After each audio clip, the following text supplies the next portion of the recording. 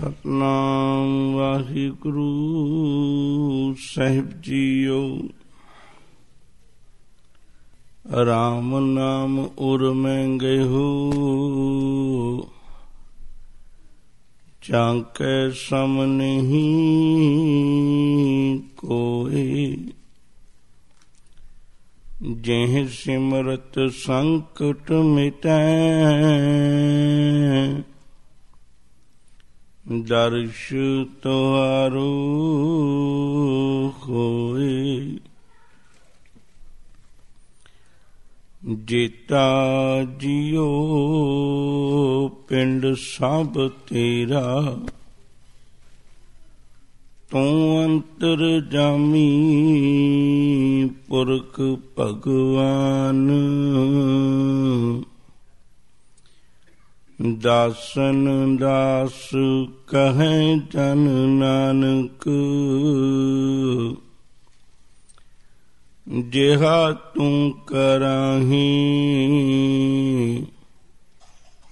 ਤਿਹਾ ਹਉ ਕਰੀ ਵਖਿਆ।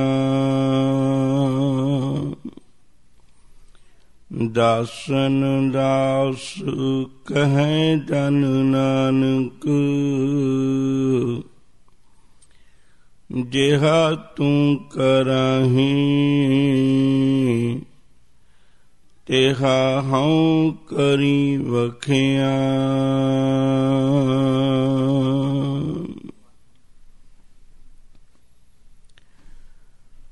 ਬਖਸ਼ੰਦ ਪਾਤਸ਼ਾਹ ਧੰਨ ਧੰਨ ਸ਼੍ਰੀ ਗੁਰੂ ਗ੍ਰੰਥ ਸਾਹਿਬ ਮਹਾਰਾਜ ਜੀ ਦੇ ਪਾਵਨ ਪਵਿੱਤਰ ਚਰਨ ਕਮਲਾਂ ਵਿੱਚ ਸਬਾਈਮਾਨ ਸਤ ਸੰਗੀ ਪਿਆਰ ਵਾਲਿਓ, ਦਿਓ ਅਸੀਸਾਂ। ਬਿਰਤੀਆਂ ਕਰੋ ਇਕਾਗਰ, ਅਦਬ ਸਤਿਕਾਰ ਨਾਲ ਗੁਰੂ ਫਤਿਹ ਦੀ ਸਾਂਝ ਕਰੀਏ। ਆਖੋ ਜੀ ਵਾਹਿਗੁਰੂ ਜੀ ਕਾ ਖਾਲਸਾ, ਵਾਹਿਗੁਰੂ ਜੀ ਕੀ ਫਤਿਹ। ਕੱਲ ਰੋਜ਼ ਧੰਨ ਧੰਨ ਸਤਿਗੁਰੂ ਸ਼੍ਰੀ ਗੁਰੂ ਹਰਗੋਬਿੰਦ ਸਾਹਿਬ ਮਹਾਰਾਜ ਜੀ ਦਾ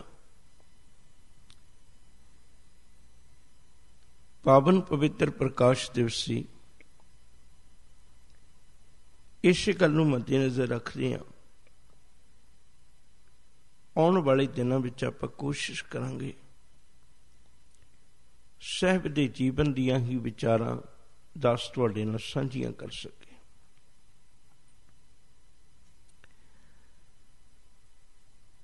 ਗੁਰਮਤਿ ਵਿੱਚ ਇੱਕ ਵਿਲੱਖਣਤਾ ਹੈ।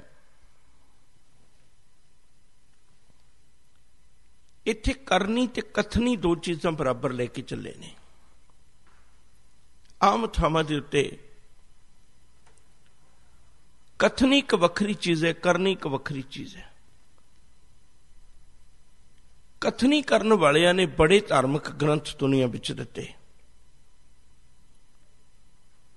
ਅੱਜ ਆਪਾਂ ਵੇਖਨੇ ਹਾਂ ਧਰਮ ਦੀ ਦੁਨੀਆ ਵਿੱਚ ਕਈ ਪ੍ਰਮੁੱਖ ਗ੍ਰੰਥ ਨੇ। 4 ਵੇਦ ਨੇ, 27 ਸਿਮਰਤੀਆਂ ਨੇ, 18 ਪੁਰਾਣ ਨੇ, 6 ਦਰਸ਼ਨ ਨੇ, 6 ਸ਼ਾਸਤਰ ਨੇ, ਗੀਤਾ ਹੈ, ਕੁਰਾਨ ਮਜੀਦ ਹੈ, ਬਾਈਬਲ ਹੈ, ਅੰਜੀਲ ਹੈ, ਤੌਰੇਤ ਹੈ, ਜ਼ੰਬੂਰ ਹੈ। ਕਿਤਨੇ ਧਾਰਮਿਕ ਗ੍ਰੰਥ ਨੇ ਮੇਰੇ ਕਹਿਣ ਤੋਂ ਮੁਰਾਦ। ਪਰ ਇੱਕ ਬੜਾ ਵੱਡਾ ਵਖਰੇਵਾਂ ਹੈ। ਇੱਥੋਂ ਤੱਕ ਰਾਮਚੰਦਰ ਜੀ ਕਦੇ ਹੋਏ, ਰਾਮਾਇਣ ਕਦੇ ਲਿਖੀ ਗਈ। ਜੋ ਕੁਝ ਕਿਹਾ, ਜੋ ਕੁਝ ਕਥਿਆ ਗਿਆ, ਪਰ ਉਹ ਜੀਵਿਆ ਨਹੀਂ ਗਿਆ। ਜੋ ਕੁਝ ਜੀਵਿਆ ਗਿਆ ਉਹ ਕਥਨ ਨਹੀਂ ਕੀਤਾ ਗਿਆ। ਦੋਨਾਂ ਵਿੱਚ ਬਹੁਤ ਵੱਡਾ ਅੰਤਰ ਰਹਿ ਗਿਆ। ਆਮ ਕਰਕੇ ਜ਼ਿੰਦਗੀ ਦੇ ਵਿੱਚ ਆਪਾਂ ਵੇਖਦੇ ਹਾਂ, ਹੁਣ ਇੱਕ ਆਮ ਜਿਹੀ ਗੱਲ ਹੈ ਜ਼ਿੰਦਗੀ ਦੀ, ਸਾਈਨ ਕੁਛ ਹੋਰ ਹੋਵਣ ਤੇ ਜਾਣਾ ਕਿਧਰੇ ਰਸਤਾ ਕੋਈ ਹੋਰ ਹੋਵੇ ਤੇ ਬੰਦਾ 10 ਕਦਮ ਵੀ ਤੁਰ ਨਹੀਂ ਪਾਏਗਾ, ਕਿਉਂਕਿ ਸਾਈਨ ਕਿਸੇ ਹੋਰ ਪਾਸੇ ਨੂੰ ਇਸ਼ਾਰਾ ਕਰਦੇ ਨੇ ਤੇ ਰਸਤਾ ਕੋਈ ਹੋਰ ਹੈ। ਇਸੇ ਤਰ੍ਹਾਂ ਮਨੁੱਖਤਾ ਦੇ ਨਾਲ ਇੱਕ ਬੜਾ ਵੱਡਾ ਧੋਖਾ ਹੁੰਦਾ ਸੀ। ਜ਼ਿੰਦਗੀ ਦੇ ਅਰਥ ਕੀ ਨੇ ਇੱਕ ਵੱਖਰੀ ਗੱਲ ਹੈ, ਪਰ ਜੋ ਧਾਰਮਿਕ ਗ੍ਰੰਥਾਂ ਵਿੱਚੋਂ ਅਗਵਾਈ ਲੈ ਕੇ ਜ਼ਿੰਦਗੀ ਗੁਜ਼ਾਰਨੀ ਹੈ ਉਹ ਇੱਕ ਵੱਖਰੀ ਗੱਲ ਹੈ। ਫਿਰ ਮੈਂ ਇੱਕ ਛੋਟੀ ਜਿਹੀ ਉਦਾਹਰਨ ਦੇ ਦਿਆਂ। ਹੁਣ ਇੱਕ ਜੰਗਲ ਵਿੱਚ ਬੈਠਾ ਜੋਗੀ ਹੈ, ਉਹਨੂੰ ਗ੍ਰਸਤੀ ਜੀਵਨ ਦੀਆਂ ਮੁਸ਼ਕਲਾਂ ਦਾ ਨਹੀਂ ਪਤਾ ਹੋ ਸਕਦਾ। ਉਹਦੇ ਕੋਲ ਜਾ ਕੇ ਅਸੀਂ ਕਿਵੇਂ ਧਰਮ ਦੀ ਗੱਲ ਸਿੱਖ ਸਕਨੇ ਵੀ ਤੂੰ ਧਰਮ ਦੀ ਦੁਨੀਆ ਤੇ ਇਵੇਂ ਆਪਣਾ ਰਸਤਾ ਨਿਕਲਾ ਕੱਢ ਕੇ ਰੱਬ ਦੇ ਘਰ ਜਾ ਸਕਣਾ, ਕਿਉਂਕਿ ਜੋਗੀ ਦੀ ਜ਼ਿੰਦਗੀ ਬਿਲਕੁਲ ਵੱਖਰੀ ਹੈ। ਹਾਂ, ਉਹਦੇ ਕੋਲੋਂ ਕੋਈ ਤਿਆਗ ਦੀ ਗੱਲ ਸਿੱਖਣੀ ਹੈ, ਤਿਆਗ ਦੀ ਗੱਲ ਸਿੱਖੀ ਜਾ ਸਕਦੀ ਹੈ। ਮੈਂ ਮਾਂ ਨੂੰ ਕਿਵੇਂ ਤਿਆਗਾਂ, ਪਿਤਾ ਨੂੰ ਕਿਵੇਂ ਤਿਆਗਾਂ, ਘਰ ਵਾਲੇ, ਪਰਿਵਾਰ, ਧੀਆਂ ਪੁੱਤਰ, ਧਨ ਦੌਲਤ, ਇਹਦਾ ਤਿਆਗ ਕਰਨਾ ਕਿਵੇਂ ਸਿੱਖਾਂ, ਇਹ ਤਿਆਗੀ ਕੋਲੋਂ ਸਿੱਖਿਆ ਜਾ ਸਕਦਾ। ਪਰ ਤਿਆਗੀ ਨੂੰ ਗ੍ਰਸਤੀ ਜੀਵਨ ਦਾ ਨਹੀਂ ਪਤਾ ਹੋ ਸਕਦਾ। ਗ੍ਰਸਤੀ ਜੀਵਨ ਵਿੱਚ ਰਹਿ ਕੇ ਮੈਂ ਕਿਵੇਂ ਰੱਬ ਦੀ ਬੰਦਗੀ ਕਰਾਂ, ਬੜਾ ਵੱਡਾ ਫਰਕ ਸੀ ਦੁਨੀਆ ਵਿੱਚ। ਸਤਿਗੁਰੂ ਜੀ ਨੇ ਇੱਕ ਕਿਰਪਾ ਕੀਤੀ, ਕਹਿਣ ਲੱਗੇ ਮੈਂ ਤੇਰੇ ਸਾਹਮਣੇ ਦੋਵੇਂ ਦਾਤਾਂ ਰੱਖ ਕੇ ਚੱਲਾਂ, ਮੈਂ ਤੇਰੇ ਸਾਹਮਣੇ ਦੋਵੇਂ ਚੀਜ਼ਾਂ ਰੱਖ ਕੇ ਚੱਲਿਆ। ਇੱਕ ਪਾਸੇ ਸੱਚਾ ਜੀਵਨ, ਜ਼ਿੰਦਗੀ ਦੀ ਕਰਨੀ ਕੀ ਹੈ, ਔਰ ਦੂਜੇ ਪਾਸੇ ਮੈਂ ਤੈਨੂੰ ਦੇ ਕੇ ਚੱਲਾਂ ਰੱਬੀ ਬਾਣੀ ਦੇ ਅੰਮ੍ਰਿਤ ਅਮੋਲਕ ਬਚਨ। ਦੋਨਾਂ ਵਿੱਚ ਕੋਈ ਅੰਤਰ ਨਹੀਂ ਹੋਵੇਗਾ। ਜੋ ਕੁਝ ਧਾਰਮਿਕ ਗ੍ਰੰਥ ਵਿੱਚ ਕਥਨ ਕੀਤਾ ਹੋਇਆ ਸਤਿਗੁਰੂ ਸ੍ਰੀ ਗੁਰੂ ਗ੍ਰੰਥ ਸਾਹਿਬ ਜੀ ਦੀ ਬਾਣੀ ਵਿੱਚ, ਤੇ ਉਹੀਓ ਕੁਝ ਉਹਨਾਂ ਨੇ ਆਪਣੇ ਜੀਵਨ ਵਿੱਚ ਉਹ ਜਿਉ ਕੇ ਦਿਖਾਇਆ ਹੋਇਆ। ਮਨੁੱਖਤਾ ਦੀ ਜ਼ਿੰਦਗੀ ਦੇ ਅੰਦਰ ਇਹ ਵਖਰੇਵਾਂ ਨਾ ਆ ਸਕੇ, ਸਤਿਗੁਰੂ ਨੇ ਕਿਰਪਾ ਕਰ ਦਿੱਤੀ। ਕਹਿਣ ਲੱਗੇ ਇੱਕ ਪਾਸੇ ਮੈਂ ਤੈਨੂੰ ਜਿਉ ਕੇ ਵਿਖਾਉਣਾ, ਔਰ ਯਾਦ ਰੱਖਣ ਯੋਗ ਬਾਤ ਹੈ, ਜਿਤਨੀ ਕੁ ਬਾਣੀ ਧੰਨ ਗੁਰੂ ਗ੍ਰੰਥ ਸਾਹਿਬ ਮਹਾਰਾਜ ਜੀ ਦੇ ਵਿੱਚ ਅੱਜ ਅੰਕਿਤ ਹੈ 1430 ਪੰਨਿਆਂ ਦੇ ਰੂਪ ਵਿੱਚ, ਇਤਨੀ ਬਾਣੀ ਗੁਰੂ ਨਾਨਕ ਪਾਤਸ਼ਾਹ ਜੀ ਮਹਾਰਾਜ ਹੀ ਉਚਾਰਨ ਕਰਕੇ ਦੇ ਸਕਦੇ ਸਨ, ਕੋਈ ਬਹੁਤੀ ਵੱਡੀ ਬਾਤ ਨਹੀਂ ਸੀ। ਪਰ ਲੇਕਿਨ ਇੱਕ ਜੀਵਨ ਜਿਉ ਕੇ ਉਨਾ ਸਮਾਂ ਨਹੀਂ ਸੀ ਦਿਖਾਇਆ ਜਾ ਸਕਦਾ। ਜੰਗਾਂ ਵੀ ਲੜਨੀਆਂ ਨੇ, ਸ਼ਾਂਤੀ ਵੀ ਆਉਣੀ ਹੈ, ਕਈ ਕੁਛ ਜ਼ਿੰਦਗੀ ਦੇ ਪੜਾਅ ਸਨ ਜਿਨ੍ਹਾਂ ਦੇ ਨਾਲ ਆਪਾਂ ਨਿੱਤ ਦਿਹਾੜੇ ਜ਼ਿੰਦਗੀ ਦਾ ਵਾਸਤਾ ਪੈਣਾ ਸੀ, ਤੇ ਉਹ ਇੱਕ ਬੜਾ ਵੱਡਾ ਲੰਮਾ ਸਿਲਸਿਲਾ ਸੀ। ਤਾਂ ਕਰਕੇ ਗੁਰੂ ਪਾਤਸ਼ਾਹ ਨੇ ਜਿੱਥੇ ਗੁਰਬਾਣੀ ਦੀ ਦਾਤ ਬਖਸ਼ਿਸ਼ ਕੀਤੀ, ਉੱਥੇ 239 ਸਾਲਾਂ ਦਾ ਇੱਕ ਜੀਵਤ ਇਤਿਹਾਸ ਸਾਡੇ ਸਾਹਮਣੇ ਰੱਖਿਆ। ਤੈਨੂੰ ਕਦੇ ਦੁਨਿਆਵੀ ਤੌਰ ਤੇ ਲੋੜ ਪਵੇ, ਮੈਂ ਕਿਸੇ ਕਰਮ ਦਾ, ਕਿਉਂਕਿ ਗੁਰਬਾਣੀ ਜਿਹੜੀ ਹੈ ਨਾ ਉਹ ਆਤਮਾ ਦਾ ਉਪਦੇਸ਼ ਹੈ। ਇੱਕ ਵਾਰੀ ਮੈਂ ਫਿਰ ਬੇਨਤੀ ਕਰਾਂ, ਗੁਰਬਾਣੀ ਜਿਹੜੀ ਉਹ ਆਤਮਾ ਦਾ ਉਪਦੇਸ਼ ਹੈ। ਤਿੰਨ ਚੀਜ਼ਾਂ ਕਦੇ ਵੀ ਨਹੀਂ ਬਦਲਣੀਆਂ, ਨਾ ਤੇ ਰੱਬ ਨੇ ਕਦੇ ਬਦਲਣਾ ਹੈ, ਉਹ ਆਦਿ ਸੱਚ, ਜੁਗਾਦ ਸੱਚ, ਹੈ ਵੀ ਸੱਚ, ਨਾਨਕ ਹੋਸੀ ਵੀ ਸੱਚ, ਤੇ ਨਾ ਹੀ ਕਦੇ ਆਤਮਾ ਨੇ ਬਦਲਣਾ। ਇਹ ਨਹੀਂ ਕਹਿ ਸਕਦੇ ਵੀ ਅੱਜ ਜ਼ਮਾਨਾ ਕੁਛ ਹੋਰ ਆ ਗਿਆ, ਆਤਮਾ ਦੀ ਖੁਰਾਕ ਕੁਝ ਹੋਰ ਬਣ ਜਾਏਗੀ ਤੇ ਆਤਮਾ ਕਿਸੇ ਹੋਰ ਆਰੇ ਲੱਗ ਸਕਦੀ ਹੈ। ਨਹੀਂ, ਜਿਵੇਂ ਨਿਰੰਕਾਰ ਵਾਹਿਗੁਰੂ ਪਰਮੇਸ਼ਰ ਆਦਿ ਕਾਲ ਤੋਂ ਹੈ, ਉਵੇਂ ਆਤਮਾ ਵੀ ਆਦਿ ਕਾਲ ਤੋਂ ਹੈ। ਜਿਹੜਾ ਭੋਜਨ ਆਤਮਾ ਦਾ ਭਜਨ ਪੁਰਾਣੇ ਸਮੇਂ ਅੰਦਰ ਸੀ, ਉਹੀਓ ਭੋਜਨ ਆਤਮਾ ਦਾ ਅੱਜ ਹੈ। ਲੇਕਿਨ ਸਰੀਰਕ ਕਿਰਿਆਵਾਂ ਬਦਲ ਜਾਂਦੀਆਂ ਨੇ। ਜਿਹੜੇ ਕੱਪੜੇ ਅਸੀਂ ਪਹਿਲਾਂ ਪਹਿਨਦੇ ਸਾਂ ਉਹ ਅੱਜ ਨਹੀਂ ਹੈ, ਜਿਹੜਾ ਖਾਣਾ ਮਨੁੱਖ ਪਹਿਲਾਂ ਖਾਂਦਾ ਸੀ ਉਹ ਅੱਜ ਨਹੀਂ ਹੈ, ਜਿਵੇਂ ਦੇ ਆਪਣੇ ਰਹਿਣ ਸਹਿਣ ਦੇ ਸਾਧਨ ਇਹਨੇ ਪਹਿਲਾਂ ਬਣਾਏ ਹੋਏ ਸਨ ਉਹ ਅੱਜ ਨਹੀਂ ਹੈ। ਅੱਜ ਬਹੁਤ ਕੁਝ ਤਬਦੀਲ ਹੋ ਗਿਆ। ਸਰੀਰ ਤਬਦੀਲ ਹੁੰਦਾ ਹੈ, ਸਰੀਰ ਦੇ ਉੱਤੇ ਜਵਾਨੀ ਵੀ ਆਉਂਦੀ ਹੈ, ਸਰੀਰ ਦੇ ਉੱਤੇ ਬਚਪਨ ਵੀ ਹੰਢਾਇਆ ਜਾਂਦਾ, ਸਰੀਰ ਉੱਤੇ ਬੁਢੇਪਾ ਵੀ ਆਉਂਦਾ ਹੈ, ਸਰੀਰ ਦੇ ਉੱਤੇ ਗਰਮੀ ਸਰਦੀ ਦਾ ਵੀ ਅਸਰ ਹੁੰਦਾ ਹੈ। ਲੇਕਿਨ ਆਤਮਾ ਦੇ ਉੱਤੇ ਨਾ ਗਰਮੀ ਦਾ ਅਸਰ ਹੈ, ਨਾ ਸਰਦੀ ਦਾ ਅਸਰ ਹੈ, ਨਾ ਉਹ ਬੁਢੇਪੇ ਵਿੱਚ ਹੈ, ਨਾ ਉਹ ਜਵਾਨੀ ਵਿੱਚ ਹੈ, ਨਾ ਉਹ ਬਚਪਨ ਵਿੱਚ ਹੈ, ਉਹਦੇ ਉੱਤੇ ਕੋਈ ਅਸਰ ਨਹੀਂ ਹੋਣਾ।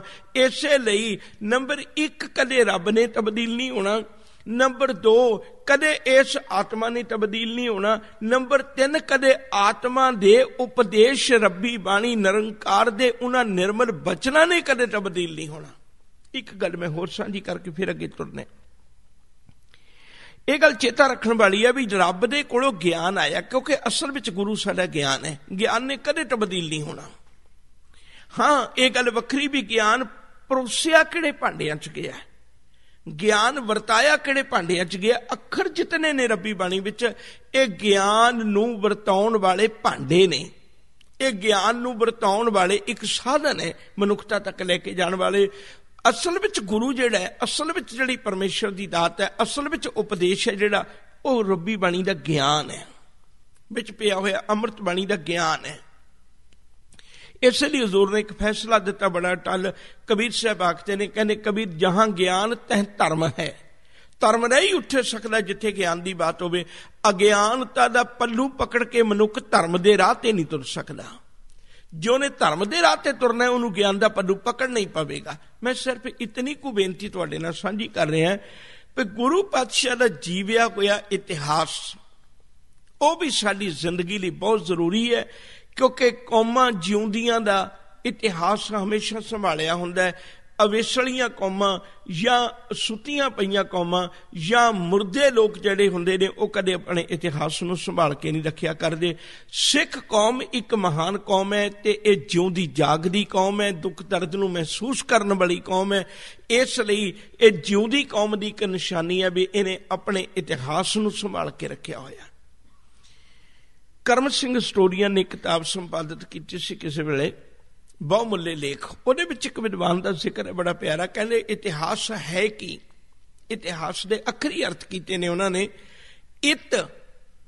इत मैंने एहे, है मैंने होया सी मैंने सी। अब किसे वेले यह होया सी जिहड़ा अज मैं तुहाडे नाल साझा करन लग्या है, यह किसे वेले धरती दे तख्ते ते वरतिया सी, इवें यह हकीकत विच होया सी। कहानी ਉਹਨੂੰ ਕਹਿੰਦੇ ਨੇ ਵੀ ਜਿਹੜਾ कहानी मैं कह रहा हो सकता होई होवे, हो सकता ना होई होवे। इसे ਲਈ ਉਹਦਾ कोई सिर पैर नहीं हुंदा। एक सी राजा ते ਉਹਦਾ इवें परिवार सी, ਉਹ ਸਾਰੀਆਂ ਗੱਲਾਂ इवें ਬਣਾਈਆਂ ਹੁੰਦੀਆਂ ਨੇ। ਉਹ ਰਾਜਾ ਕੌਣ ਸੀ, ਕਿੱਥੋਂ ਦਾ ਸੀ, ਉਹਦਾ ਕੀ ਜਨਮ ਸੀ, ਕੀ ਕੁਝ ਸੀ, ਇਹ ਕੋਈ ਵਿਸਥਾਰ ਦੀ ਲੋੜ ਨਹੀਂ ਹੁੰਦੀ। ਕਹਾਣੀ ਉਹਨੂੰ ਕਹਿੰਦੇ ਨੇ ਜਿਹਦੇ ਵਿੱਚ ਪਿਛੋਕੜ ਦੱਸਣ ਦੀ ਕੋਈ ਲੋੜ ਨਹੀਂ ਹੈ। इतिहास वो है जिहड़ा अपने महान विरसे नूं कदे नहीं भुलदा। इतिहास हमेशा ही नावां ते थावां नूं लैके ही चलदा है। ये गल वक्री भी धार्मिक दुनिया विच इतिहास जिहड़ा वो भावना नाल भी जुड़ जांदा है। इहदे अंदर एक भावना दा भी वखरा पक्ष आ जांदा है, जिहड़ी बेनती करना चाहुंदा है। धन गुरु नानक पातशाह जी महाराज तो जिस दिन उन्होंने शरीरक जामा पहन लिया ते उसे दिन तो इतिहास भी शुरू हो गया, इतिहास भी तुर गया। गुरु नानक पातशाह जी महाराज ने अपने चोले बदलाउंदे होया उसे आत्मा ने, उसे गुरु नानक पातशाह ने जिहड़ा गुरु नानक जग माहे पठाया सी, उन्हें चोले बदलदियां पंजवें जोड़े तक आ गए। इत्थों गल अज मैं शुरू करनी चाहना। धन गुरु रामदास जी के घर 3 पुत्रां का जन्म होया। सब तो वड्डे ने बाबा पिरथी चंद, 1557 विच उन्हां दा जन्म होया, प्रकाश होया। उस तो बाद दूजे नंबर ते ने बाबा महादेव, 1560 विच उन्हां दा जन्म होया। 15 अप्रैल 1563 नूं धन धन सतगुरु गुरु अर्जन साहिब पिता जी महाराज का प्रकाश होया। गुरु अर्जन साहिब महाराज जी के प्रकाश वेले उन्हां दा विआह 11 कुछ सालां दी उम्र विच हुंदा, करीब 1574 दे नेड़े। 11 सालां दी उम्र च शादी होके 1581 विच उन्हां नूं गुरगद्दी मिलदी है। धन गुरु रामदास सच्चे पातशाह जी दे ज्योति जोत समाउण वेले हैरानी दी गल है, 1574 विच विआह होया ते 1595 तक घर विच औलाद नहीं है। घर विच औलाद नहीं। इतिहास मुताबक 21 कुछ सालां दा समा बनदा है। विआह शादी तो बाद विच 21 साल उस परिवार विच गुजर गए, पर घर विच हजे औलाद नहीं है। ये गल इत्थे बहुत नुकता समझ के तुरे जे। असीं कई बारी गुरु अर्जन पातशाह जी महाराज नूं इक्को दिन का भाणा मनदे प्रगट कर देने, और उस दिन असीं बड़ा जोर लाने भी सतगुरु जी ने तत्ती तवी ते बैठ के भाणा मन्निया। लेकिन बाकी इतिहास नूं असीं अखों परोखे कर देने। गुरु अर्जन पातशाह का जिहड़ा पावन इतिहास है ना, यकीन जाणिओ जे तुसीं एक एक दिन विचार के पढ़ो तो एक एक दिन का इतिहास उन्हां दा भाणा मन्नण दा ही इतिहास है। एक एक दिन का इतिहास तत्ती तवी वर्गा जीवन विच विखम पैंदा तय करने वाला उन्हां दा इतिहास है। इन्ना लम्मा समा गुजरिया, पर लेकिन मन विच एक बारी भी कदे तौखला, कदे मन विच कोई इहो जिहा इतराज, क्योंकि गुरमत दा प्यारिओ पक्ष ही ये है, हुक्म रजाई चलना नानक लिखिया नाल। इस राह ते तुरी ओ पुरख सकदा है जिहदे अंदर रब्बी हुक्म नूं सत करके मन लैण दी भावना पैदा होई होवे। इहो धर्म नहीं है। इत्थे तां मैं फिर बेनती करदा, जो कुछ गुरबाणी विच बचन आखे ने उहिओ कुछ जिंदगी विच जीव के दिखाया होया। जे रब्बी बाणी विच रब दे हुक्म नूं बहुत वड्डी महानता दित्ती होई है, ਤਾਂ ਜਿਉਂਦੇ ਜੀਵਨ ਵਿੱਚ ਵੀ ਗੁਰੂ ਪਾਤਸ਼ਾਹ ਨੇ ਭਾਣਾ ਮੰਨਣ ਨੂੰ, ਹੁਕਮ ਰਜ਼ਾਈ ਚੱਲਣ ਨੂੰ ਬੜੀ ਵੱਡੀ ਮਹਾਨਤਾ ਦਿੱਤੀ ਹੋਈ ਹੈ। ਲੰਮੇਰਾ ਸਮਾਂ ਗੁਜ਼ਰਿਆ,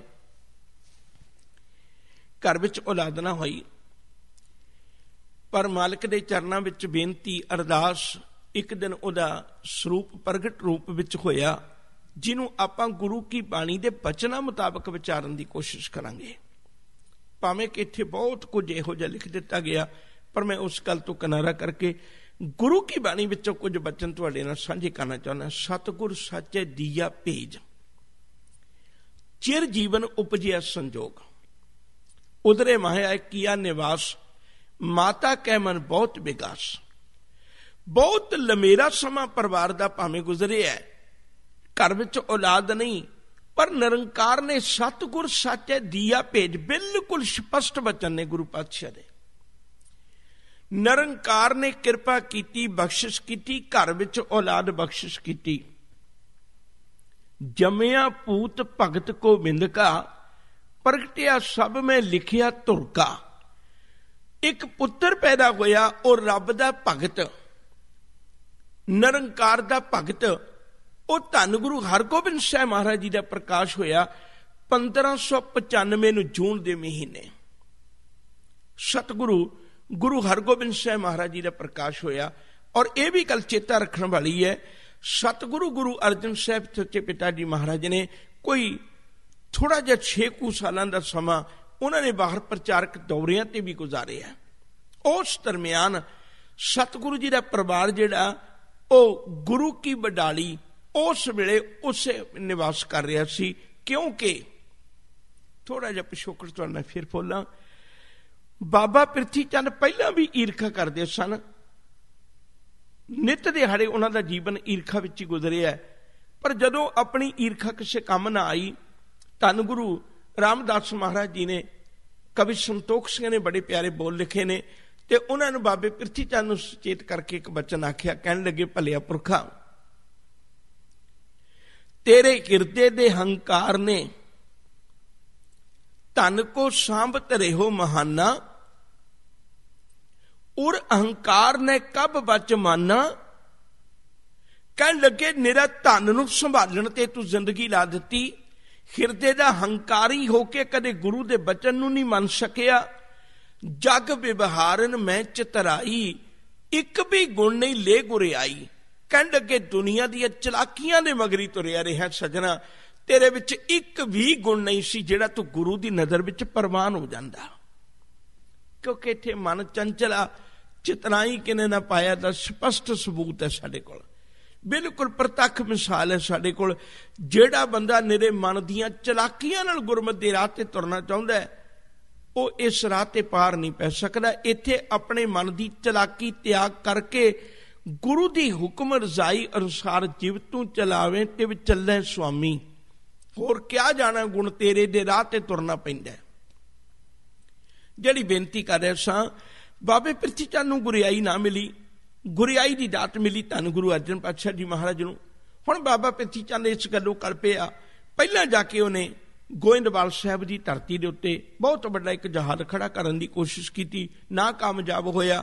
ਆਖਿਰ ਗੁਰੂ ਅਰਜਨ ਪਾਤਸ਼ਾਹ ਜੀ ਅੰਮ੍ਰਿਤਸਰ ਸਾਹਿਬ ਵਿਖੇ ਵਾਪਸ ਪਰਤ ਆਏ, ਤੇ ਉਸ ਵੇਲੇ ਮਸੰਦਾਂ ਦੇ ਕੋਲੋਂ ਇਹਨੇ ਭੇਟਾ ਉਗਰਾ ਕੇ ਗੁਰੂ ਘਰ ਦੇ ਵਿੱਚੋਂ ਆਪਣੇ ਹਾਨੀ ਕਰਨ ਦੀ ਕੋਸ਼ਿਸ਼ ਕੀਤੀ। ਪਰ ਇੱਕ ਗੱਲ ਚੇਤਾ ਰੱਖਿਓ ਪਿਆਰ ਵਾਲੇ, ਉਹ ਦੁਨੀਆ ਦੀ ਇੱਕ ਹਕੀਕਤ ਹੈ, ਹਮੇਸ਼ਾ ਦੀਵਾ ਕਿਸੇ ਧਰਮੀ ਪੁਰਖ ਦੇ ਘਰ ਹੀ ਜਗਿਆ ਕਰਦਾ।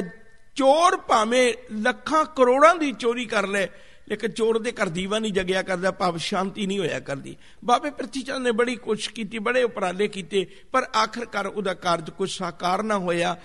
ਤੇ ਇਹਦੇ ਵਿੱਚੋਂ ਹੀ ਇੱਕ ਕਾਰਨ ਹੋਰ ਬਣਿਆ, ਉਹਨੇ ਅੰਮ੍ਰਿਤਸਰ ਸਾਹਿਬ ਦੀ ਧਰਤੀ ਉੱਤੇ ਭਾਵੇਂ ਕਿੰਨੇ ਹੀ ਉਪਰਾਲੇ ਕੀਤੇ, ਇਹਨਾਂ ਦਿਨਾਂ ਵਿੱਚ ਇੱਕ ਕਾਰਨ ਹੋਰ ਬਣਿਆ ਵੀ ਬਾਬੇ ਪ੍ਰਿਥੀ ਚੰਦ ਦੇ ਘਰ ਇੱਕ ਔਲਾਦ ਦਾ ਜਨਮ ਹੋਇਆ, ਜਿਹਦਾ ਨਾਮ ਮਿਹਰਬਾਨ ਰੱਖਿਆ ਗਿਆ। ਹੁਣ ਬਾਬਾ ਪ੍ਰਿਥੀ ਚੰਦ ਨੇ, ਹੰਕਾਰ ਦੀ ਇੱਕ ਨਿਸ਼ਾਨੀ ਹੈ ਪਿਆਰਿਓ, ਉਹ ਕਦੇ ਹਾਰ ਨਹੀਂ ਮੰਨਦਾ। ਹਾਂ, ਉਪਰਾਲੇ ਬਦਲਾ ਲੇਗਾ, ਹੰਕਾਰ ਦੀ ਇੱਕ ਨਿਸ਼ਾਨੀ ਹੈ, ਉਹ ਕਦੇ ਹਾਰ ਨਹੀਂ ਮੰਨਦਾ, ਉਪਰਾਲੇ ਬਦਲਾ ਲੇਗਾ। ਵੀ ਜੇ ਮੈਂ ਇਸ ਕੰਮ 'ਚ ਪਾਰ ਨਹੀਂ ਹੋ ਸਕਿਆ, ਮੈਂ ਹੁਣ ਅਗਲੇ ਕੋਈ ਕੋਸ਼ਿਸ਼ ਕਰਕੇ ਦੇਖਾਂ, ਉਸ ਤੋਂ ਅਗਲੀ ਕੋਈ ਕੋਸ਼ਿਸ਼ ਕਰਕੇ ਦੇਖਾਂ। ਬਾਬੇ ਪ੍ਰਿਥੀ ਚੰਦ ਦੇ ਮਨ ਵਿੱਚ ਇਹ ਵਿਚਾਰ ਪੈਦਾ ਹੋਈ ਵੀ ਜੇ ਮੈਂ ਗੁਰਿਆਈ ਲੈਣ ਵਿੱਚ ਕਾਬਲ ਨਹੀਂ ਨਾ ਹੋ ਸਕਿਆ, मैं पूरा नहीं ना उतर सकिया, तो मैं ये कोशिश करा भई इहदे घर औलाद कोई नहीं ते मेरे घर विच औलाद है, जे मैनू गुरियाई नहीं मिली तो आने वाले समय विच एक वक्त आवेगा मेरा पुत्र इस गुरियाई का मालक बनेगा। अक्सर बंदा जिन्नी भज दौड़ करदा तो अपने बच्चों वास्ते ही है ना, करदा तो अपने परिवार वास्ते ही है ना, तो मेरी भज दौड़ की लोड़ ही कोई नहीं, मेरे पुत्र नूं खुद नूं गद्दी मिल जानी है, आपे गद्दी ते विराजमान हो जाना है, तो मैनूं कोई बहुत उपराला करन दी लोड़ नहीं। ये आसां दे नाल बाबा पिरथी चंद जिउण लग पिया। ਉਹਨੂੰ गुरु अर्जन पातशाह ਦੇ गुरगद्दी ਤੇ बैठण ਦਾ दुख कुछ घटिया महसूस होया ਜਦੋਂ ਉਹਦੇ ਆਪਣੇ ਘਰ ਵਿੱਚ औलाद है पर गुरु अर्जन पातशाह ਦੇ ਘਰ ਵਿੱਚ औलाद नहीं। मैं एक बारी फिर बेनती करना चाहना है, सतगुरु ਦੇ ਘਰ ਵਿੱਚ ਭਾਣਾ ਕਿਵੇਂ ਮੰਨਣਾ है, सिख ने ਇਹ ਗੱਲਾਂ ਤਾਂ ਸਿੱਖੀਆਂ नहीं, होर पासे ਅਸੀਂ ਲਾਮੇ ਗੱਲ ਲੈ गए हैं। गुरु पातशाह ने किरपा की भाणे अंदर रह के गुरु दे दर नूं किवें अडोल रह के अपने जीवन विच धारण करना, कदे इस दर नूं छड्ड के नहीं जाना। ते इह गल दा जिहड़ा प्रतक्ष सबूत है वो लम्मा समा घर विच औलाद ना होना, यह भी साडी जिंदगी लई एक उदाहरण सी। आखिर श्री गुरु हरगोबिंद साहिब महाराज जी दा प्रकाश होया। हुण जिथे बाकी गुरु की बडाली विच खुशियां ने, अमृतसर साहिब की धरती ते खुशियां ने, सिखां दे घरां विच, जगियासुआं दे घरां विच, प्रेमियां दे घरां विच खुशियां ने, उत्थे बाबे पिरथी चंद दे घर विच अज सोग है। वो नहीं चाहता। भाई गुरदास जी ने एक वचन लिखिया बड़ा प्यारा, वो कहंदे ने जिथे बाकी थावां ते अग लगी होवे ना पानी पा दईए ते अग बुझ जाती है, पानी का सुभाव है, अग बुझ जाती है। लेकिन हैरानी की गल है जिहड़ी कली है, चूना है, सफेदी है, जिहड़ा चूना है ना ਉਹਦੇ ਵਿੱਚ ਅੱਗ नहीं लगी हुंदी, पर जे पानी पा दईए कहंदे हैरानी की गल है उस विच अग सगों लग जाती है। जिथे पानी बाकी थावां ते अग बुझाउंदा है ते उत्थे चूना एडा बदकिस्मत है, वो जिहड़ी चीज़ अग बुझाउंदी ਉਹਦੇ ਵਿੱਚ ਉਹਦੇ ਤੋਂ भी अग पैदा हुंदी है। जिवें गुरु घर बाकी सब नूं शांति दिंदा है ना, पर कई ऐसे भी ने चूने वर्गे जिहड़े गुरु घर दे विच आके भी कलपे रह जांदे ने, गुरु घर विच आके भी अंदरली अग कदे शांत नहीं कर पाउंदे। इसे तरह बाबे पिरथी चंद का कुछ जीवन इहो जिहा है कि जदों उन्होंने धन गुरु अर्जन पातशाह जी के घर औलाद का प्रकाश होना सुनिया तो बड़ा मन नूं दर्द लग्या। चलो खैर विਉਂਤ बनाउणी शुरू की। बीबी करमों ओहदे घर वाली एक बचन मैं कहन लगा है, अगे जाके आप खुल के विचारांगे, पर इत्थे थोड़ा जिहा इशारा करन लगा। सतगुरु गुरु नानक साहिब महाराज जी ने इस्तरी जाति नूं बड़ा उत्तम दर्जा दिता है। पंड जमी है, पंड मंगी है, पंड मंगण बिया, पंड जमी है, पंड निमी है, पंड मंगण बिया, पंडो होवे दोस्ती, पंडो चले राह, पंड मूआ, पंड भाली है, पंड होवे बंधान, सो क्यों मंदा आखी है, जित जमै राजान। गुरु अंगद साहिब महाराज जी ने जदों गुरियाई की दात लैके आए तो उहदे माता खीवी जी अगे होके मिले, मत्था टेकिया और बड़े अदब नाल एक बेनती की, बादशाह एक गल च ते कोई दो रावां नहीं ना भी तुसी जे गुरु की सेवा कर सके तो घर गृहस्थी नूं मैनूं संभालने का मौका मिलिया। ते एक ने घर संभालिया, दूजे ने गुरु चरणों में सेवा की, आउण जाण दे साधन इन्ने नहीं सन।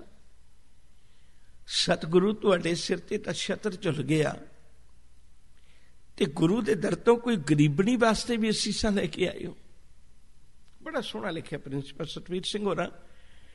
गुरु पातशाह ने एक कड़छा चुकिया घर विचों, वो माता खीवी दे हथ पकड़ा दिता, कहन लगे भगवान ने आपां दोने जने लांगरी बने हैं, कोई बहुती चंगी गल नहीं।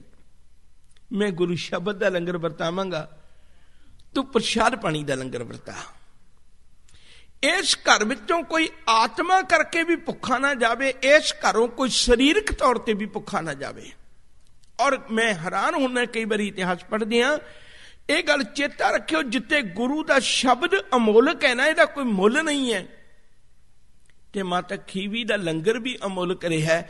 दुनिया के अमीरां तो अमीर पुरखां दे घर भी लंगर चलता होगा, प्रसादा पानी वरताया जाता होगा। कई ऐसे ने जिहड़े विहार करते हैं, लेकिन माता खीवी का लंगर वो है ਬਹੁਤਾਤ ਘਰ ਹੋਣਗੇ ਜਿੱਥੇ ਖੀਰ ਵੀ ਵਰਤਾਈ ਜਾਂਦੀ ਹੋਵੇਗੀ, ਦਾਲਾਂ ਸਬਜ਼ੀਆਂ ਵੀ ਵਰਤਾਈਆਂ ਜਾਂਦੀਆਂ ਹੋਣਗੀਆਂ। ਵੈਸੇ ਤਾਂ ਅੰਮ੍ਰਿਤ ਖੀਰ ਘਿਆਲੀ ਦਾ ਜ਼ਿਕਰ ਹੈ, ਪਰ ਮੰਨਿਆ ਵੀ ਕਿਤੇ ਖੀਰ ਵਿੱਚ ਕੋਈ ਘਿਓ ਵੀ ਪਾ ਕੇ ਵਰਤਾ ਦਿੰਦਾ ਹੋਵੇਗਾ। ਲੇਕਿਨ ਕਿਸੇ ਦੇ ਲੰਗਰਾਂ ਵਿੱਚ ਕਦੇ ਦੌਲਤ ਨਹੀਂ ਵੰਡੀ ਜਾਂਦੀ ਰਹੀ।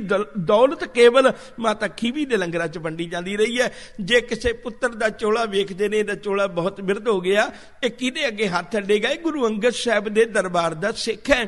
ਉਹਦੇ ਬੋਝੇ ਵਿੱਚ ਲੰਗਰ ਛਕਣ ਤੋਂ ਬਾਅਦ ਵਿੱਚ ਪੈਸੇ ਪਾ ਲੈਣੇ ਮਾਂ ਖੀਵੀ ਨੇ। ਪੁੱਤ ਵੇ ਤੇਰਾ ਚੋਲਾ ਬਿਰਧ ਹੋ ਗਿਆ, ਚੁੱਪ ਚਪੀਤੇ ਸਵਾਲੀ, ਤੇਰਾ ਕਿਸੇ ਸਿੱਖੀ ਦਾ ਕਿਸੇ ਅੱਗੇ ਪਰਦਾ ਜ਼ਾਰ ਨਾ ਹੋਵੇ, ਸਿੱਖ ਦਾ ਕਿਸੇ ਅੱਗੇ ਪਰਦਾ ਜ਼ਾਰ ਨਾ ਹੋਵੇ।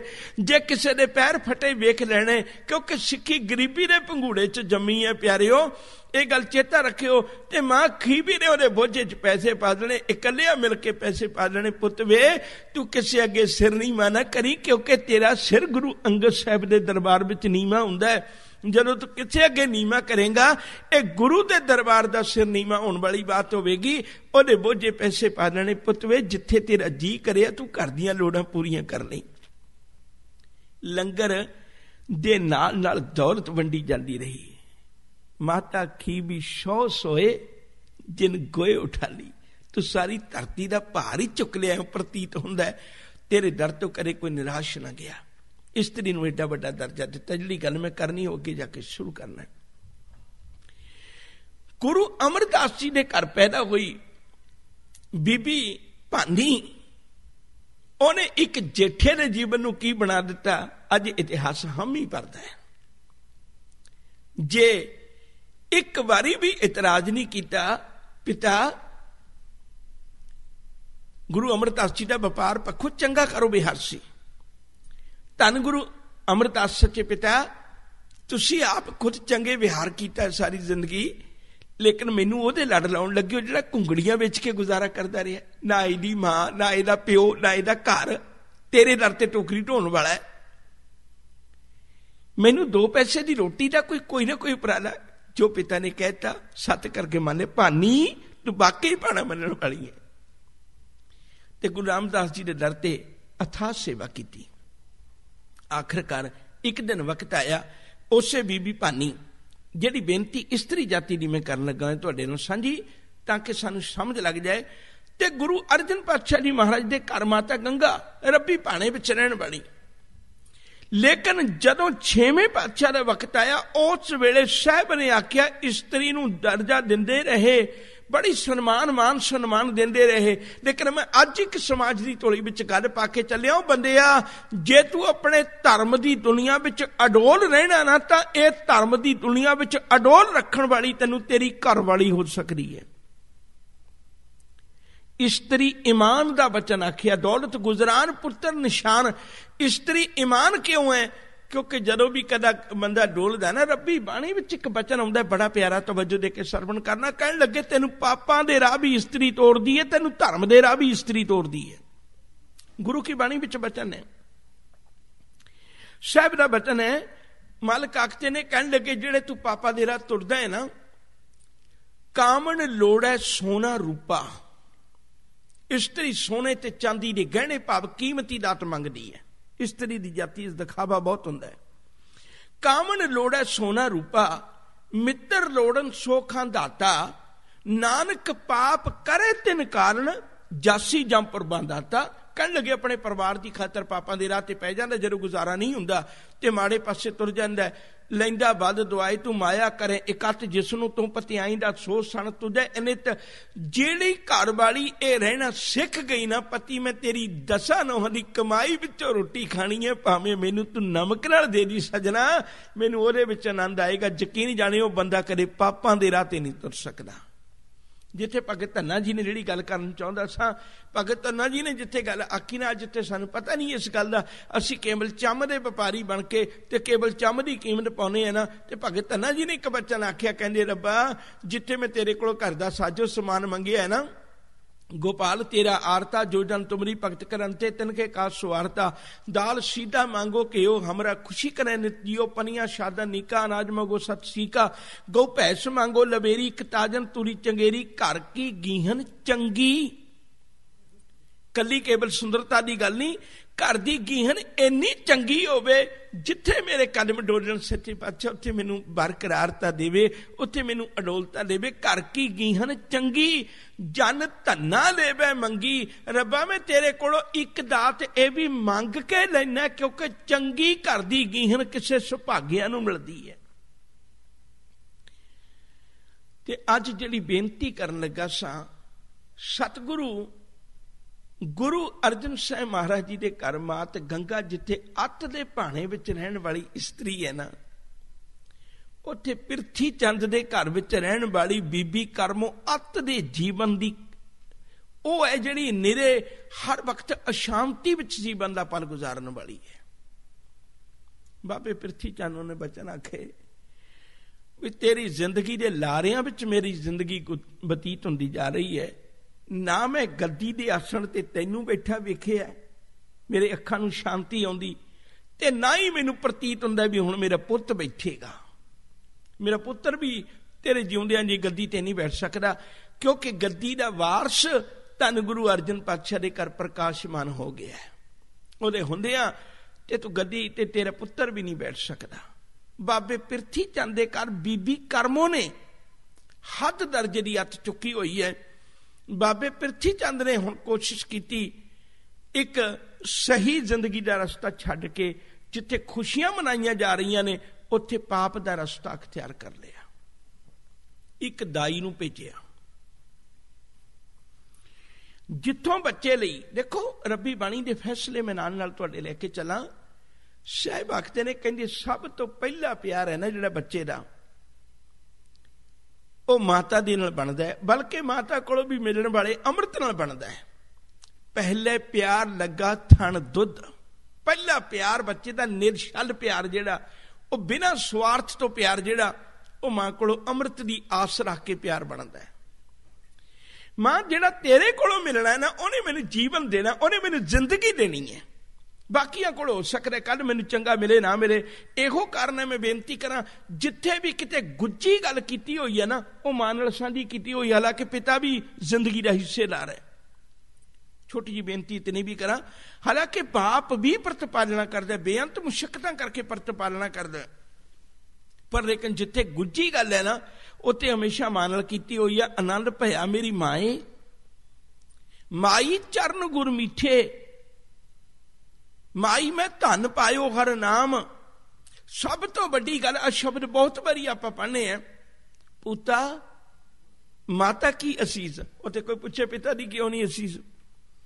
क्योंकि जिहड़ा पहले दिन मां ने जिंदगी नूं शुरू करन वास्ते अमृत दिता सी, रब दे अमृत नाम तो बाद जो कुछ अमृत मिलिया वो मां कोल मिलिया। मां ने जीवन की घड़ी नूं शुरुआत देने वास्ते, मां ने अपने जोबन नूं हंडा के, मां ने अपने जोबन नूं घोल के उस बच्चे दी जिहड़े मुख विच वो अमृत पाया।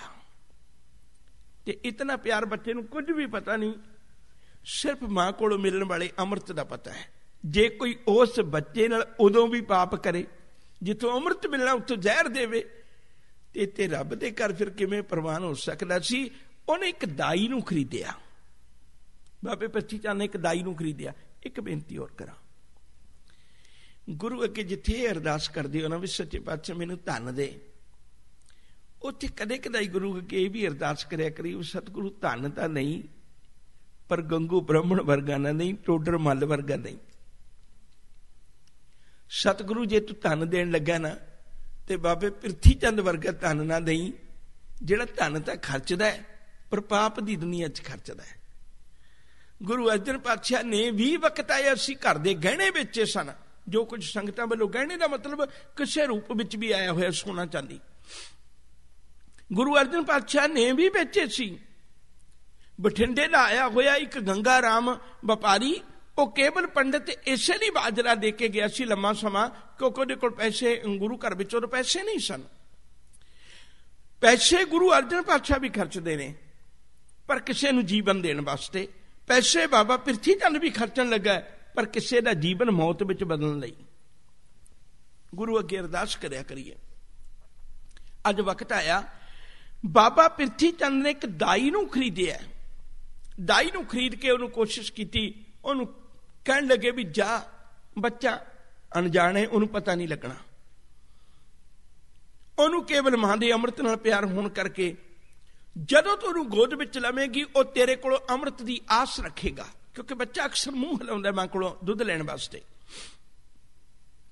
ਤੇ ਜਦੋਂ ਇਹ ਕੋਸ਼ਿਸ਼ ਕਰੇਗਾ ਤੂੰ ਜ਼ਹਿਰ ਲਾ ਕੇ ਜਾਈਂ ਜਿੱਥੋਂ ਅੰਮ੍ਰਿਤ ਮਿਲਦਾ ਹੈ, ਤੇ ਉਸ ਬੱਚੇ ਦੇ ਮੁੱਖ ਵਿੱਚ ਜ਼ਹਿਰ ਪਾ ਦੇਈਂ, ਉਹਨੂੰ ਤੇ ਨਿੱਕੇ ਜਿਹੀ ਜ਼ਹਿਰ ਦੀ ਲੋੜ ਹੈ, ਉਹਦੀ ਜ਼ਿੰਦਗੀ ਜਿਹੜੀ ਮੌਤ ਵਿੱਚ ਬਦਲ ਜਾਏਗੀ। ਜਿਹੜੀ ਮਾਂ ਜਨਨੀ ਹੈ ਨਾ, ਜਿਤਨੇ ਵੀ ਗੁਰਬਾਣੀ ਵਿੱਚ ਬਹੁਤ ਵਾਰੀ ਫੈਸਲੇ ਆਏ ਨੇ ਨਾ, ਉਹ ਜਨਨੀ ਕਰਕੇ ਆਏ ਨੇ, ਤੂੰ ਜਨਮ ਦੇਣਾ ਜਾਣਨੀ ਹੈ। ਦਾਈਆਂ ਵੀ ਇਤਿਹਾਸ ਵਿੱਚ ਦੋ ਦਾ ਬੜਾ ਜ਼ਿਕਰ ਆਉਂਦਾ, ਬੜਾ ਪਿਆਰਾ। ਇੱਕ ਦਾਈ ਉਹ ਹੈ ਜਿਹੜੀ ਧੰਨ ਹੋ ਗਈ ਹੈ, ਉਹ ਵੀ ਬਚਪਨ ਚ ਗੁਰੂ ਨੂੰ ਮਿਲੀ। ਇੱਕ ਦਾਈ ਉਹ ਹੈ ਜਿਹੜੀ ਮਨੁੱਖਤਾ ਨੂੰ ਦੱਸ ਗਈ ਵੀ ਇੱਕ ਕਲੰਕਿਤ ਇਸਤਰੀ ਦਾ ਜੀਵਨ ਇਹੋ ਜਿਹਾ ਵੀ ਹੋ ਸਕਦਾ ਹੈ। ਗੁਰੂ ਨਾਨਕ ਪਾਤਸ਼ਾਹ ਜੀ ਮਹਾਰਾਜ ਦੇ ਦਰਸ਼ਨ ਦੀਦਾਰੇ ਕਰਨ ਵਾਲੀ ਦਾਈ ਦੌਲਤਾਂ, ਉਹ ਵੀ ਦਾਈ ਹੈ। ਗੁਰੂ ਦੇ ਚਰਨ ਪਾਸੇ ਨਮਸਕਾਰ ਕੀਤੀ, ਜੀਵਨ ਧਨ ਹੋ ਗਿਆ। ਗੁਰੂ ਦੇ ਦਰਸ਼ਨ ਕਰਕੇ ਆਪਣੇ ਅੰਤਰ ਆਤਮਿਓ ਦਾਤ ਹਾਸਲ ਕਰ ਲਈ। ਮਹਿਤਾ ਕਾਲੂ ਜੀ ਦੀ ਦੌਲਤ ਨੂੰ ਵੀ ਮੋੜ ਕੇ ਅੱਜ ਉਹਨੇ ਬਚਨ ਆਖਿਆ, ਕਹਿਣ ਲੱਗੀ ਕੱਲੀ ਨਾ ਦੌਲਤਾਂ ਸੀ ਮੇਰਾ, ਪਰ ਅੱਜ ਮੇਰਾ ਸ਼ਿਕਵਾ ਮਿਟ ਗਿਆ ਵੀ ਦੌਲਤ ਮੈਂ ਕਦੇ ਵੇਖੀ ਨਹੀਂ ਸੀ, ਨਿਰਾ ਦੌਲਤਾਂ ਨਾ ਹੀ ਰਖਵਾਇਆ ਹੋਇਆ ਸੀ। ਅੱਜ ਮੇਰੇ ਸ਼ੰਕੇ ਮਿਟ ਗਏ। ਜਿਹੜੀ ਦੌਲਤ ਮੈਨੂੰ ਅੱਜ ਮਿਲੀ ਹੈ ਨਾ, ਦੌਲਤਾਂ ਤੇਰੇ ਵਰਗੀ ਦੌਲਤ ਵਾਲੀ ਇਸਤਰੀ ਕੋਈ ਦੁਨੀਆ 'ਚ ਹੋ ਹੀ ਨਹੀਂ ਸਕਦੀ, ਜਿਹਨੂੰ ਸਭ ਤੋਂ ਪਹਿਲਾਂ ਨਿਰੰਕਾਰੀ ਜੋਤ ਦੇ ਦਰਸ਼ਨ ਹੋਏ ਨੇ। ਇੱਕ ਉਹ ਵੀ ਦਾਈ ਹੈ, ਇਤਿਹਾਸ ਵੀ ਉਹਨੂੰ ਨਮਸਕਾਰਾਂ ਕਰਦਾ ਹੈ। ਬਹੁਤ ਛਿਛ ਜਨਮੇ ਮਮ ਕਰ ਮਾਹੀ, ਇਹ ਅਚਰਜ ਕਬ ਦੇਖਿਓ ਨਾਹੀ। ਕਵੀ ਸੰਤੋਖ ਸਿੰਘ ਦੇ ਬੋਲਨੇ, ਬੜੇ ਪੁੱਤਰਾਂ ਨੇ ਇਸਾਂ ਹੱਥਾਂ ਵਿੱਚ ਜਨਮ ਲਿਆ, ਪਰ ਜੋ ਮਹਿਤਾ ਕਾਲੂ ਤੇਰੇ ਪੁੱਤਰ ਦੇ ਜਨਮ ਵੇਲੇ ਮੈਨੂੰ ਜੋ ਕੁਝ ਮਿਲਿਆ ਹੈ ਨਾ, ਇਹਨੇ ਮੈਨੂੰ ਲੋਕ ਤੇ ਪਰਲੋਕ ਦੀ ਦੌਲਤ ਦੇ ਦਿੱਤੀ। ਹੁਣ ਮੈਂ ਭੁੱਖੀ ਨਹੀਂ ਹੋਵਾਂਗੀ ਕਦੇ। ਤੇ ਇਹ ਵੀ ਇੱਕ ਦਾਈ ਹੈ, ਫੱਤੋ ਦਾਈ ਇਤਿਹਾਸ ਨੇ ਇਹਦਾ ਨਾਂ ਲਿਖਿਆ। ਤੇ ਇਹ ਦਾਈ ਜਦੋਂ ਧੰਨ ਗੁਰੂ ਹਰਗੋਬਿੰਦ ਸਾਹਿਬ ਮਹਾਰਾਜ ਜੀ ਨੂੰ ਹਜੇ ਗੁਰਗੱਦੀ ਨਹੀਂ ਮਿਲੀ, ਪਰ ਮੈਂ ਨਾਂ ਇਹੋ ਲਵਾਂਗਾ, ਮੈਂ ਬੇਨਤੀ ਕਰਾਂ। ਜਦੋਂ ਉਹਨਾਂ ਨੂੰ ਗੋਦ ਵਿੱਚ ਲਿਆ ਤੇ ਉਹਨਾਂ ਨੇ ਹਜੇ ਦੁੱਧ ਪਿਆਉਣ ਦੀ ਕੋਸ਼ਿਸ਼ ਕਰਨ ਲੱਗੀ ਏ, ਲੇਕਿਨ ਇੱਕ ਰੱਬੀ ਬਾਣੀ ਦਾ ਫੈਸਲਾ ਬੜਾ ਪਿਆਰਾ। ਦੋਸ਼ ਨਾ ਦੀਜੈ ਕਾਹੂ ਲੋਗ, ਜੋ ਕਮਾਵਨ ਸੋਈ ਭੋਗ। ਕਤਕ ਕਰਮ ਕਮਾਵਣੇ, ਦੋਸ਼ ਨਾ ਕਾਹੂ ਜੋਗ। ਪਰਮੇਸ਼ਰ ਤੇ ਭੁੱਲਿਆ ਵਿਆਪਨ ਸਭੇ ਰੋਗ। ਜਦੋਂ ਬੰਦਾ ਆਪਣੀ ਜ਼ਿੰਦਗੀ ਅੰਦਰ ਕਿਸੇ ਦੇ ਰਾਹਾਂ ਵਿੱਚ ਕੰਡੇ ਖਿਲਾਰਦਾ ਨਾ, ਤਾਂ ਯਕੀਨ ਜਾਣਿਓ ਕੱਲ ਉਹਦਾ ਆਪਣੇ ਖੁਦ ਦਾ ਵਿਹੜਾ ਕੰਡਿਆਂ ਨਾਲ ਭਰ ਜਾਏਗਾ। ਜਿਹੜਾ ਬੰਦਾ ਕੱਲ ਕਿਸੇ ਦੀ ਇੱਕ ਅੱਖ ਵਿੱਚ ਅਥਰੂ ਲਿਆਉਂਦਾ ਹੈ ਨਾ, ਤੇ ਉਹਦਾ ਸਮੁੱਚਾ ਜੀਵਨ ਅਥਰੂਆਂ ਦੀ ਖਾਣ ਬਣ ਜਾਏਗਾ। ਜਿਹੋ ਜਿਹਾ ਬੀਜਾਂਗੇ ਉਹੋ ਜਿਹਾ ਮਿਲੇਗਾ। ਪਿਆਰ ਵਾਲਿਓ, ਤੇ ਰੱਬੀ ਬਾਣੀ ਦਾ ਅਟੱਲ ਫੈਸਲਾ। ਤੇ ਅੱਜ ਉਹਨੇ ਜ਼ਹਿਰ ਬੀਜਣ ਗਈ ਸੀ, ਅੱਜ ਉਹਦੀ ਆਪਣੀ ਜ਼ਿੰਦਗੀ ਦੇ ਉੱਤੇ ਜ਼ਹਿਰ ਦਾ ਅਸਰ ਹੋ ਗਿਆ, ਜਿਹਨੂੰ ਅੱਜ ਦੀ ਭਾਸ਼ਾ 'ਚ ਆਪਾਂ ਰਿਐਕਸ਼ਨ ਕਹਿੰਦੇ ਆ। ਜ਼ਹਿਰ ਦਾ ਅਸਰ ਹੋਇਆ, ਉਹ ਤੜਫਦੀ ਹੋਈ ਮਰ ਗਈ। ਤੇ ਜਾਂਦਿਆਂ ਹੋਇਆ ਇੱਕ ਗੱਲ ਦੱਸ ਗਈ, ਭਈ ਇਹ ਜਿਹੜਾ ਪਾਪ ਹੈ ਨਾ, ਪੈਸੇ ਨੇ ਅੰਨਾ ਕਰਕੇ ਮੇਰੇ ਕੋਲੋਂ ਪ੍ਰਿਥੀ ਚੰਦ ਨੇ ਕਰਵਾਇਆ। ਰੱਬੀ ਬਾਣੀ ਦੇ ਇੱਕ ਬਚਨ ਕਹਿਣ ਲੱਗਾ, ਔਰ ਆਪਣੇ ਮਨ ਨੂੰ ਸਮਝਾਈਏ। ਛੋਟੀ ਜਿਹੀ ਕੋਈ ਬੇਨਤੀ ਹੋਰ ਕਰਦੇ, ਵਿੱਚੋਂ ਕਈ ਗੱਲਾਂ ਚੇਤੇ ਆ ਜਾਂਦੀਆਂ ਨੇ। ਗੁਰੂ ਤੇਗ ਬਹਾਦਰ ਸਾਹਿਬ ਜੀ ਦੇ ਕਦੇ ਸ਼ਲੋਕ ਪੜ੍ਹ ਕੇ ਦੇਖਿਓ। ਬਹੁਤੇ ਸ਼ਲੋਕਾਂ ਵਿੱਚ ਜਿਹੜੀ ਕਹਾਣੀ ਹੈ ਨਾ, ਉਹ ਮਨ ਦੀ ਹੈ। ਬਾਰ-ਬਾਰ ਮਨ ਨੂੰ ਅਸੀਂ ਸ਼ਲੋਕ ਸੁਣਦਿਆਂ ਹੋਇਆ ਵੀ, ਅਸੀਂ ਸ਼ਲੋਕ ਪੜ੍ਹਦਿਆਂ ਹੋਇਆ ਵੀ ਯਾਦ ਰੱਖਣਾ ਵੀ ਸ਼ਾਇਦ ਕੋਈ ਦੂਜੇ ਦੀ ਗੱਲ ਹੈ। ਕਹੋ ਨਾਨਕ ਸੁਨ ਰੇ ਮਨਾ, ਇਹਦੇ ਤੇ ਆਉਂਦੇ ਹੀ ਨਹੀਂ ਕਦੇ, ਇਹਦੇ ਤੇ ਨਹੀਂ ਆਉਂਦੇ। ਜਿਸ ਦਿਨ ਇਹਦੇ ਤੇ ਆ ਗਏ ਨਾ, ਉਸ ਦਿਨ ਮਨ ਧਰਮੀ ਬਣ ਜਾਣਾ ਹੈ, ਮਨ ਠੋਕਰ ਵੱਜੇਗੀ। ਇਹ ਤਾਂ ਤੇਰੀ ਗੱਲ ਹੈ ਮੂਰਖ ਬਣਾ, ਕਿਸੇ ਦੀ ਥੋੜਾ। ਸ਼ਲੋਕ ਪੜ੍ਹਦੇ ਸੁਣਦੇ ਬਹੁਤ ਹੈ, ਪਰ ਕਹੋ ਨਾਨਕ ਸੁਨ ਰੇ ਮਨਾ ਦੀ ਗੱਲ ਨਹੀਂ ਕਦੇ ਕੰਨਾਂ ਨੂੰ ਸੁਣਦੇ। ਦੂਜਿਆਂ ਦੀ ਗੱਲ ਕਰਨਾ, ਜਿਹੜੀ ਬੇਨਤੀ ਕਰਨ ਲੱਗਾ ਸ਼ਬਦ ਨੂੰ ਆਪਣੇ ਹਿਰਦੇ 'ਚ ਵਸਾ ਕੇ ਗੱਲ ਕਰੀਏ। ਸਾਹਿਬ ਆਖਦੇ ਨੇ, ਅੰਨ ਕਾਏ ਰਾਤੜਿਆ ਵਾਟ ਦੁਹੇਲੀ ਰਾਮ, ਪਾਪ ਕਮਾਵਦਿਆਂ ਤੇਰਾ ਕੋਏ ਨਾ ਵੇਲੀ ਰਾਮ। ਚਾਨਣਾ ਦੇ ਵਿੱਚ ਤਾਂ ਬਹੁਤ ਲੋਕ ਨਾਲ ਤੁਰਨ ਵਾਲੇ ਹੋ ਜਾਂਦੇ ਨੇ, याद रखो जे हनेरियां विच तां मनुख दा अपना परछावां गवाच जांदा है, किसे ने की साथ देना है। हनेरे राहां विच ते अपना परछावां गवाच जांदा है। याद रखण जोग बात है, मैं फिर बेनती करां, हसदियां वेले लोग हस सकदे ने, रोण लग्गियां ते विद्वानां ने अर्थ कीते ने, कहण लगे रोने लग्गियां ते अखां दा सुरमा भी साथ छड्ड के रुड़ जांदा है, जे तू रोण लगा मैं भी तेरे कोल नहीं रहना।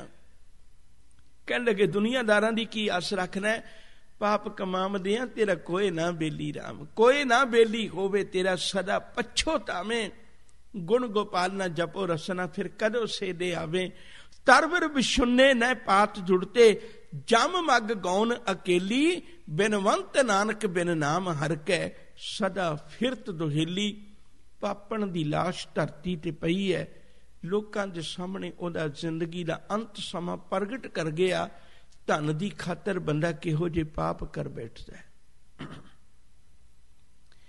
दास ने हुणे तुहाडे नाल सांझ पाई सी भी हंकार दी इक निशानी है, हंकार हारदा नहीं है, उपराले बदल लैंदा है भी जे इस विच कामयाब नहीं होया होर करके देखा। हुण पृथ्वी चंद ने उपराला फिर बदल लिया, उन्हें कोशिश की, कहने लगे चलो जे इस बारी दाई कोलों मेरा कारज ठीक ना हो सकिया, ਉਹਦੇ ਕੋਲੋਂ मैं ਇਹਨੂੰ मौत नहीं ना दे सकिया, जिंदगी ਨੂੰ मौत ਵਿੱਚ नहीं ना बदल सकिया, तो मैं एक उपराला होर करके वेखां। ਉਹਨੇ कोशिश की, कहन लगे भी हुण ਜ਼ਹਿਰ ਕਿਸੇ ਦੇ शरीर ਨੂੰ ला के नहीं भेजना, ਉਹਦਾ असर हो जाता है। ਉਹਨੇ एक सपेरा खरीदिया, सपेरे ਨੂੰ बच्चन आखे भी सजना तू तो इस गल का मार है, ਜਦੋਂ कदे सप अगे पिछे जाएगा तू पकड़ लेगा, तू ਉਹਦੇ ਕੋਲ लिजा के श्री हरगोबिंद साहब महाराज, श्री हरगोबिंद धन गुरु हरगोबिंद साहब महाराज जी के कोल लिजा के सप छड्ड देवीं, ते सप उन्होंने डंग मारेगा ते आपे गल लुप्त रह जाएगी, किसी ने पता ही नहीं लगेगा सप ने किहड़े जान लगे बोल के दस के जाना भी मेरे कोल पाप इहने करवा लिया। ना भी होया ते मार देणगे लोग, सप होर की होण लगा। इस तरह उन्हें एक सपेरे नूं खरीद के सप दे के भेजिया। पर फिर मैं बेनती करां, जिसके सिर ऊपर तू स्वामी सो दुख कैसा पावे, इन्हां बचनां ते विश्वास नहीं सानू आउंदा। जां फिर अमृत बचन है, तेरी बख्श ना मेटे कोई, सतगुर का दिलासा। दिलासे का मतलब हुंदा हौसला। कहने मेरे गुरु ने मैनूं एक हौसला दिता है, भाई जा सजना जे तेरे को रब दा थापड़ा ना, तो तेरी बख्शिश नूं कोई नहीं मिल सकता, रब दी बख्शिश नूं कोई नहीं मिल सकता। यह सतगुरु का दिता होया दिलासा, हौसला है। लेकिन सानू ना गुरु ते विश्वास है ना रब ते विश्वास है। जिसका साहिब डाढ़ा होए तिसनू मार ना सके कोई। जा अमृत बचन है, जिसनू तू रखवाला मारे तिसै कौन, उन्हें कौन मार सकता है। जिहदे जिंदगी दे श्वासां दी पूंजी दा तू राखा बन गया, उन्हें दुनिया च कोई ताकत नहीं घटा सके। सप लेके चला गया सपेरा, उन्हें ले जाके सप छड्डिया, ते सप इन्ना भटकिया होया सी, उस बच्चे धन गुरु हरगोबिंद महाराज जी दे मगर जान दी बजाए उसे सपेरे दे लड़ गया, ते जांदा होया सपेरा भी दस गया भी इस पाप दा बीज बोण वाला बाबा पृथ्वी चंद है, उन्हें मैनू लालच विच अन्ना करके पाप करवा दिता, जिहदे कारण करके मेरी जिंदगी दे विचों आ पाप होया। हुण हैरानी की गल है कि उस वेले बाबे पृथ्वी चंद की बदनामी फिर हुई। उन्हें एक तीजा उपराला फिर किया, तीजा साधन उन्हें फिर किया। तीजा साधन यह किया, उन्हें एक खिडावा सी, खिडावे नूं दिते पैसे, पर सजना इस दही दे विच तू जहर मिला के। हुण देखो तीजी बारी अपने वालों बहुत चलाक होकर उन्हें उपराला किया, पहली बारी मैं जहर किसी के शरीर नूं लवाया सी, उहदा असर हो गया सी। दूजी बारी सप छड़ाया, सप इहदे लड़ गया, सपेरे दे लड़ गया, जाला वह भी दस गया। हुण तीजी बारी उपराला किया भी दही विच जहर मिला के दे दे, क्योंकि ना तो दही का जहर किसी बार असर होना है, ना तेरे शरीर नूं लग्या होवेगा, ना सप वांगू तेरे लड़ेगा भी तेरे ते असर हो जाएगा कोई। धन गुरु हरगोबिंद साहब महाराज जी नूं अलामे पासे करके उन्हें दही विच जहर मिला के खोण की कोशिश की। निरंकार की कृपा हुई, ये रब जाने परमेश्वर दियां बख्शां। उन्होंने वो दही ना खाधा ਤੇ ਜਦੋਂ ਜ਼ਬਰਦਸਤੀ ਮੂੰਹ 'ਚ ਪਾਉਣ ਦੀ ਕੋਸ਼ਿਸ਼ ਕੀਤੀ, ਉਹਨੇ ਚੀਕ ਮਾਰੀ ਤੇ ਮਾਤਾ ਗੰਗਾ ਜੀ ਤੇ ਹੋਰ ਕਈਆਂ ਦਾ ਧਿਆਨ ਸੀ ਉਸ ਪਾਸੇ, ਕਿਉਂਕਿ 2-3 ਵਾਰ ਪਹਿਲਾਂ ਹੋ ਚੁੱਕੇ ਸਨ, ਤਾਂ ਉਸ ਪਾਸੇ ਭੱਜ ਕੇ ਗਏ। ਜਦੋਂ ਭੱਜ ਕੇ ਗਏ ਤੇ ਉਹਦੇ ਹੱਥੋਂ ਡਰਦੇ ਉਹਦੇ ਕੋਲੀ ਡਿੱਗ ਪਈ। ਐਸਾ ਕੁਝ ਵਿਦਵਾਨਾਂ ਨੇ ਲਿਖਿਆ ਵੀ ਉਸ ਵੇਲੇ ਕੁੱਤੇ ਨੇ ਉਹ ਜਿਹੜਾ ਦਹੀਂ ਸੀ ਉਹ ਖਾ ਲਿਆ ਤੇ ਕੁੱਤਾ ਮਰ ਗਿਆ। ਜਦੋਂ ਇਹ ਗੱਲ ਪ੍ਰਗਟ ਹੋਈ ਤੇ ਉਹ ਜਿਹੜਾ ਬ੍ਰਾਹਮਣ ਸੀ ਨਾ, ਉਹਦੇ ਅੰਦਰ ਐਡਾ ਹੌਲ ਪਿਆ। ਗੁਰਬਾਣੀ ਵਿੱਚ ਵੈਸੇ ਸ਼ਬਦ ਜਿਹੜਾ ਵਰਤਿਆ ਉਹ ਸੂਲ ਵਰਤਿਆ, ਪਰ ਅੱਜ ਦੀ ਭਾਸ਼ਾ ਅਨੁਸਾਰ ਆਪਾਂ ਹਾਰਟ ਅਟੈਕ ਕਹਿ ਸਕਦੇ। ਡਰ ਕੇ ਬੰਦਾ ਇਸ ਤਰ੍ਹਾਂ ਦੇ ਕਰਮ ਕਰ ਬੈਠਦਾ। ਸਾਹਿਬ ਆਖਦੇ ਨੇ, ਕਹਿਣ ਲੱਗੇ ਉਸ ਵੇਲੇ ਬ੍ਰਾਹਮਣ ਦੇ ਅੰਦਰ ਐਡਾ ਸੂਲ ਹੋਇਆ, ਐਡਾ ਦਰਦ ਹੋਇਆ, ਡਰ ਕੇ ਉਹ ਬਿਨਾਂ ਆਪਣੇ ਕਿਸੇ ਕਾਰਨ ਤੋਂ ਵੀ ਮੌਤ ਦੇ ਰਾਹੇ ਤੁਰ ਗਿਆ।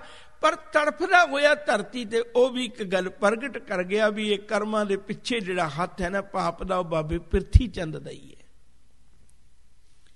ਲੇਪ ਨਾ ਲਾਗੋ ਤਿਲਕਾ ਮੂਲ, ਦੁਸ਼ਟ ਬ੍ਰਾਹਮਣ ਮੂਆ ਹੋਏ ਕੈ ਸੂਲ। ਉਹ ਪਾਪੀ ਆਪਣੀ ਗੱਲ ਫਿਰ ਮੈਂ ਇੱਕ ਪੰਕਤੀ ਗੁਰੂ ਕੀ ਬਾਣੀ ਦੀ ਤੁਹਾਡੇ ਨਾਲ ਸਾਂਝੀ ਕਰਾਂ।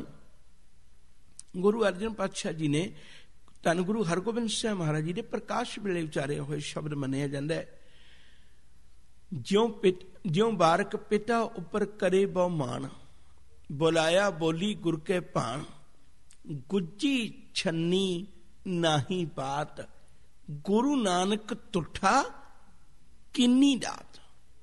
ਤੇ ਜਿਨ੍ਹਾਂ ਦੇ ਸਿਰ ਦਾ ਰਖਵਾਲਾ ਗੁਰੂ ਨਾਨਕ ਪਾਤਸ਼ਾਹ ਬਣ ਜਾਏ, ਫਿਰ ਉਹਨਾਂ ਦੇ ਜੀਵਨ ਵਿੱਚ ਰਾਹ ਦੇ ਵਿੱਚ ਔਖੀ ਘੜੀ ਕਿਵੇਂ ਆ ਸਕਦੀ ਹੈ। ਆਖਰਕਾਰ ਤਿੰਨੇ ਉਪਰਾਲੇ ਉਹਦੇ ਬੇਕਾਰ ਚਲੇ ਗਏ।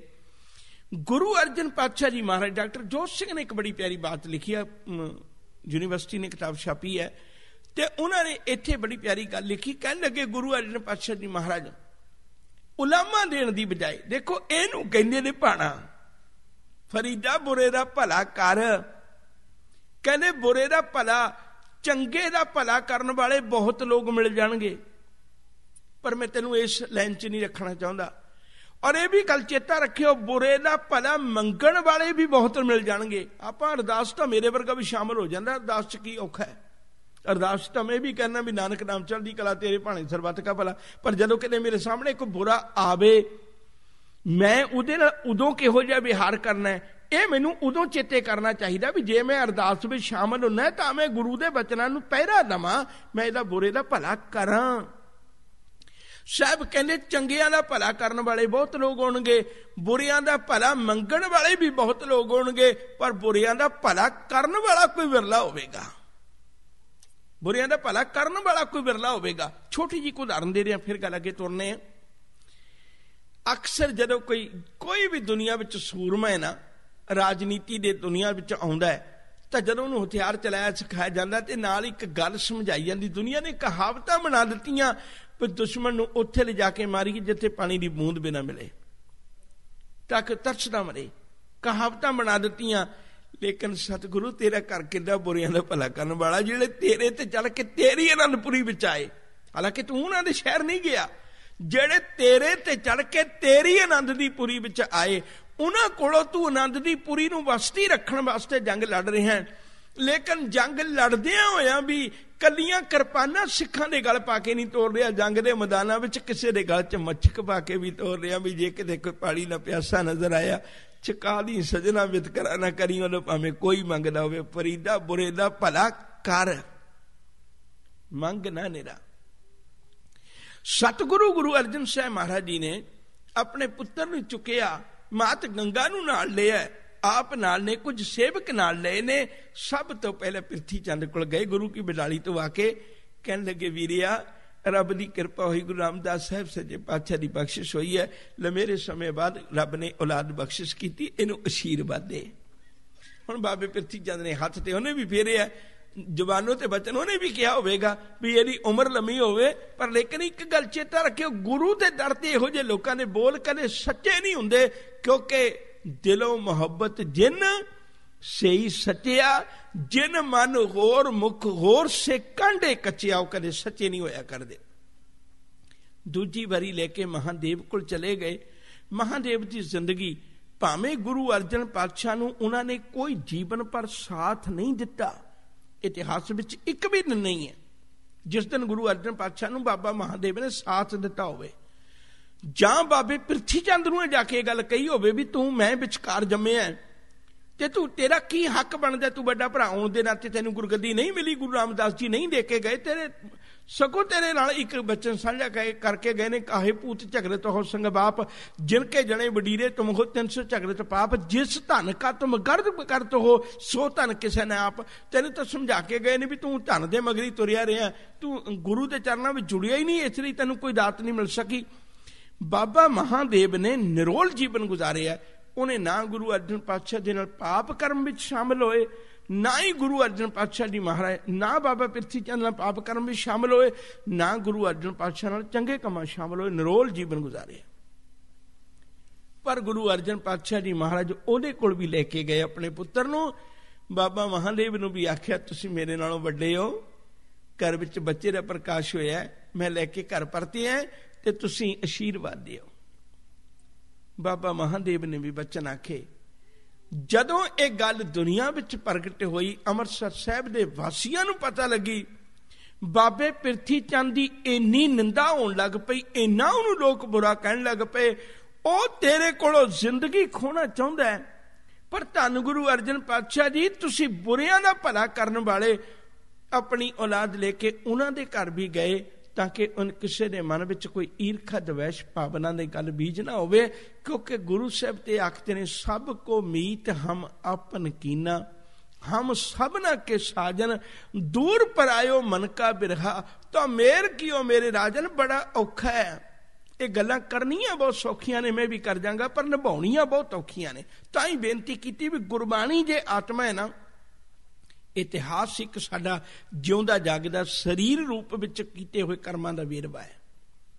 गुरु पातशाह ने जदों इवें अपने निवास स्थान ते आ गए ते इधरले पासे बाबे पिरथी चंद दी बहुत दुर्दशा हुई, ते इन्हां नूं छड्ड के अपना स्थान ते आखिर हेहर पिंड, जिथे इन्हां दा सौरा पिंड है, हेहर पिंड विच चले गए। उत्थे जाके ये हरमंदर साहब दे बराबर हरमंदर साहब बनाउंदे ने। एक बेनती होर करा, कदे वक्त मिलिया, पता नहीं साडी कौम इस पक्षों कदों सुचेत होवेगी।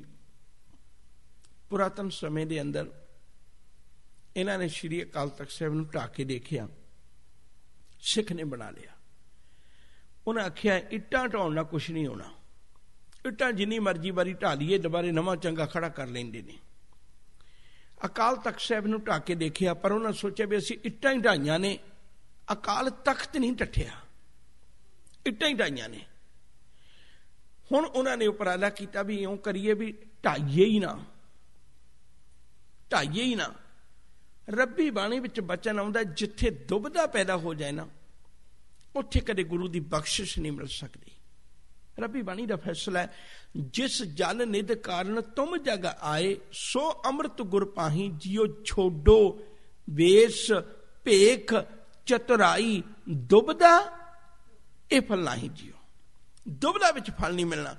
हुण उन्हां सोचा भी जिन्ना चिर इन्हां विच दुबदा नहीं ना पैंदी, दुबदा पै जाए बाबा विनोद सिंह वखरा हो जाता है, बाबा बंदा बहादुर नूं इतिहास दे ओ पन्ने जिउने पे, अपने पुत्र दा कलेजा मुख तक पाउणा पिया दुबदा दे कारण। अणगिणत इहो जिहियां उदाहरणां साडे कोल इतिहास विच मौजूद ने। मैं गल नेड़े रखनी चाहुंदा, दुबदा दे कारण ही अज उन्हां लोकां ने एक उपराला कीता भी हरमंदर साहिब ढाओ ना, हरमंदर वर्गा हरमंदर दे दिओ, ताकि इन्हां दे मन विच दुबदा पैदा हो जाए। एक पीढ़ी जानदी होवेगी हरमंदर साहिब नूं, दो पीढ़ियां जानदियां होणगियां, तिन्नां पीढ़ियां विचों गल इह ते आ जाएगी ना, जे अज भी अपनी पीढ़ी जिहड़ी इत्थे कईयां दे घरां च तस्वीर लगी हुंदी है हरमंदर साहिब दी, आउण वाले 10 सालां लोकी कम से कम ये तां पुछण लग जाणगे भी ये ओ हरमंदर साहिब है चीमे वाला, जां ओ हरमंदर साहिब है जिहड़ा गुरु अर्जन पातशाह दा। एक ते दुबदा खड़ी हो ही जाएगी ना, जो बहुती नहीं। लोग इन्नी तां गल पुछण लग जाणगे भी ये किहड़ा हरमंदर है, आ फोटो में किहड़ी देख रहे हैं। ये तो 10 सालां नूं 5-7 सालां नूं होण लग पैणा। कहण तो मुराद मैं सिर्फ इतनी को अर्ज कर रहा सां, बाबे पिरथी चंद ने भी उदों हरमंदर साहिब बनाया सी। छोटी जी एक गाथा कह के मैं समाप्ति करा, वक्त नेड़े हो गया। कई बारी बेनती करना वा, एक बारी एक राजा तख्त ते बैठा ਤੇ ਉਹਦੀ ਬੜੀ ਚਰਚਾ ਸੀ ਇਸ ਗੱਲ ਦੀ ਵੀ ਇਹਦੇ ਫੈਸਲੇ ਬੜੇ ਸੋਚੀ ਬੁੱਧੀ ਵਾਲੇ ਹੁੰਦੇ ਨੇ, ਅਕਲ ਵਾਲੇ ਹੁੰਦੇ ਨੇ, ਗਲਤ ਫੈਸਲਾ ਨਹੀਂ ਕਰਦਾ, ਦਾਨੀ ਸੋਚ ਨਾਲ ਕਰਦਾ, ਤੇ ਬਹੁਤਾ ਕੇਸਾਂ ਨੂੰ ਲਮਕਾਉਂਦਾ ਵੀ ਨਹੀਂ। ਉਹਦੀ ਪਰਖ ਕਰਨ ਵਾਸਤੇ ਇੱਕ ਨੌਜਵਾਨ ਚਲਾ ਗਿਆ। ਉਹਨੇ 2 ਗੁਲਦਸਤੇ ਲਏ ਨੇ, ਇੱਕ ਅਸਲੀ ਹੈ, ਅਸਲੀ ਦੇ ਮੁਕਾਬਲੇ ਵਿੱਚ ਉਹਨੇ ਬਿਲਕੁਲ ਕਾਗਜ਼ਾਂ ਦਾ ਉਹ ਜਿਹਾ ਨਕਲੀ ਗੁਲਦਸਤਾ ਬਣਾਇਆ, ਦੇਖਣ ਨੂੰ ਪਤਾ ਨਹੀਂ ਲੱਗਦਾ, ਔਰ ਉਹਨੂੰ ਖੁਦ ਨੂੰ ਪਤਾ ਨਹੀਂ ਲੱਗਦਾ। ਉਹਨੇ ਆਪਣੇ ਹੱਥ ਤੇ ਲਿਖਿਆ ਹੋਇਆ ਸੱਜੇ ਖੱਬੇ ਦੇ ਉੱਤੇ ਵੀ ਕਿਹੜਾ ਨਕਲੀ ਹੈ ਕਿਹੜਾ ਅਸਲੀ ਹੈ। ਰਾਜਾ ਤਖਤ ਤੇ ਬੈਠਾ ਹੈ, ਜਵਾਨ ਜਾ ਕੇ ਦਰਵਾਜ਼ੇ ਦੇ ਕੋਲ ਖਲੋ ਗਿਆ। ਉਹਨੇ ਬਚਨ ਆਖੇ, ਕਹਿਣ ਲੱਗੇ, ਰਾਜਨ, ਇੱਕ ਅੱਜ ਮੁਕੱਦਮਾ, ਇੱਕ ਅੱਜ ਕੇਸ, ਇੱਕ ਅੱਜ ਫੈਸਲਾ ਤੁਸੀਂ ਮੇਰਾ ਵੀ ਕਰਨਾ ਹੈ ਸਵੇਰ ਦੇ ਵਕਤ। ਕਹਿਣ ਲੱਗੇ, ਦੱਸੋ। ਕਹਿਣ ਲੱਗੇ, ਮੇਰਾ ਸਵਾਲ ਆਮ ਦੁਨੀਆ ਤੋਂ ਥੋੜਾ ਜਿਹਾ ਹਟਮਾ ਹੈ। ਭਈਆ ਮੇਰੇ ਕੋਲ 2 ਗੁਲਦਸਤੇ ਨੇ, ਮੈਂ ਦੇਖਣਾ ਚਾਹੁੰਦਾ ਤੂੰ ਕਿੰਨਾ ਕੁ ਇਨਸਾਫ ਕਰਨਾ ਹੈ, ਇਹਨਾਂ ਵਿੱਚੋਂ ਕਿਹੜਾ ਅਸਲੀ ਹੈ ਕਿਹੜਾ ਨਕਲੀ ਹੈ। ਦੋਵੇਂ ਅਸਲੀ ਨੇ, ਦੋਵੇਂ ਨਕਲੀ ਨੇ। ਤੂੰ ਉੱਠ ਕੇ ਇੱਥੇ ਗੁਲਦਸਤਿਆਂ ਕੋਲ ਨਹੀਂ ਆਉਣਾ ਤੇ ਗੁਲਦਸਤੇ ਲੈ ਕੇ ਮੈਂ ਤੇਰੇ ਕੋਲ ਨਹੀਂ ਆਉਣਾ, ਇੱਥੋਂ ਹੀ ਦੱਸਣਾ। ਉਹਨੇ ਆਖਿਆ, ਕੋਈ ਗੱਲ ਨਹੀਂ, ਸ਼ਾਮ ਤੱਕ ਮੈਂ ਸਾਰੇ ਕੇਸਾਂ ਦਾ ਫੈਸਲਾ ਦੇਣਾ, ਤੈਨੂੰ ਤੇਰੇ ਕੇਸ ਦਾ ਫੈਸਲਾ ਮਿਲੇਗਾ। ਨਾ ਹੋਇਆ ਤੇ ਮੈਂ ਹਾਰ ਮੰਨਾਂਗਾ, ਜੋ ਤੇਰੀ ਸਜ਼ਾ ਹੋਈ ਮੈਂ ਭੁਗਤਾਂਗਾ। ਧਰਮੀ ਰਾਜੇ ਸਨ।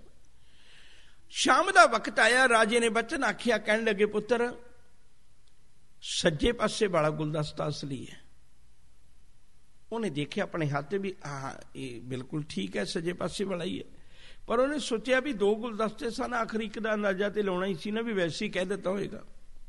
ਉਹਨੇ ਆਖਿਆ, ਰਾਜਨ, ਹਜੇ ਤੇਰੇ ਕੋਲ ਵਕਤ ਹੈ, ਤੇਰੀ ਬਦਨਾਮੀ ਬੜੀ ਹੋਏਗੀ, ਸੋਚ ਲੈ। ਉਹਨੇ ਆਖਿਆ, ਪੁੱਤਰ, ਸੱਜੇ ਪਾਸੇ ਵਾਲਾ ਅਸਲੀ ਹੈ। ਕਹਿਣ ਲੱਗੇ, ਰਾਜਨ, ਮੈਂ ਤੀਜਾ ਬਚਨ ਕਰਨ ਲੱਗਾ, ਸੋਚ ਲੈ। ਉਹਨੇ ਆਖਿਆ, ਤੂੰ 10 ਵਾਰੀ ਪੁੱਛੇ, ਮੈਂ ਤੈਨੂੰ 10 ਵਾਰੀ ਕਵਾਂਗਾ ਵੀ ਸੱਜੇ ਪਾਸੇ ਵਾਲਾ ਅਸਲੀ ਹੈ। ਉਹ ਕਹਿਣ ਲੱਗੇ ਵੀ ਹੈ ਤੇ ਅਸਲੀ ਇਹੋ।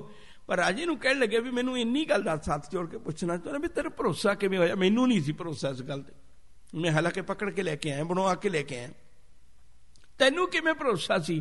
ਹੁਣ ਰਾਜਾ ਇੱਕ ਬਚਨ ਆਖਦਾ, ਕਹਿਣ ਲੱਗੇ, ਪੁੱਤਰ, ਜਦੋਂ ਤੂੰ ਗੁਲਦਸਤੇ ਰੱਖ ਕੇ ਇੱਥੇ ਅੰਦਰ ਆ ਕੇ ਦਰਬਾਰ ਦੇ ਬੈਠ ਕੇ ਆ ਨਾ, ਤੇ ਮੈਂ ਵੀ ਧੋਖਾ ਖਾ ਸਕਦਾ, ਤੂੰ ਵੀ ਧੋਖਾ ਖਾ ਸਕਦਾ, ਕੋਈ ਬੰਦਾ ਵੀ ਧੋਖਾ ਖਾ ਸਕਦਾ, ਲੇਕਿਨ ਸ਼ਹਿਦ ਦੀ ਮੱਖੀ ਧੋਖਾ ਨਹੀਂ ਖਾ ਸਕਦੀ। ਉਹ ਜਿਹੜਾ ਅਸਲੀ ਸੀ ਨਾ, ਉੱਤੇ ਇੱਕ ਸ਼ਹਿਦ ਦੀ ਮੱਖੀ ਬੈਠ ਗਈ ਸੀ। ਮੈਨੂੰ ਭਰੋਸਾ ਹੋ ਗਿਆ ਵੀ ਆਹ ਗੁਲਦਸਤਾ ਅਸਲੀ ਹੈ।